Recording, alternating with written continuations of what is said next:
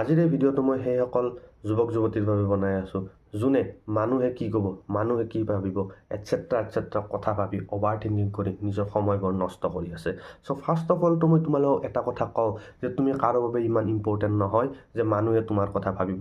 Important নহয় বুলি মই এইবাবেই কৈছোঁ কিয়নো তুমি দুপৰীয়াৰ কেইঘণ্টামান পিছত তোমাৰ ঘৰৰ মানুহে খাদ্য খোৱা আৰম্ভ কৰিব।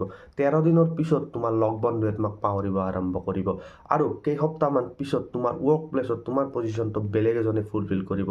এমাহ দুমাহৰ পিছত তোমাৰ ঘৰৰ মানুহে তোমাৰ স্মৃতিবিলাক বিক্ৰী বা দান কৰি দিব আৰু এবছৰ বা দুবছৰ পিছত তোমাক সম্পূৰ্ণৰূপে পাহৰি পেলাব।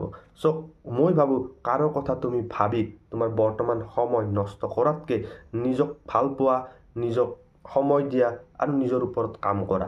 কিয়নো আজিৰ দিনত সকলো মানুহে নিজৰ জীৱনৰ যুদ্ধ আৰু নিজৰ লাইফৰ ষ্ট্ৰাগল কৰি আছে।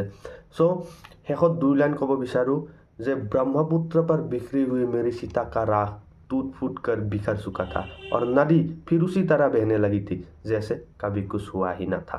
চ' যদি বুজি পাইছে ভিডিঅ'টো লাইক এটা কৰি দিব। ধন্যবাদ।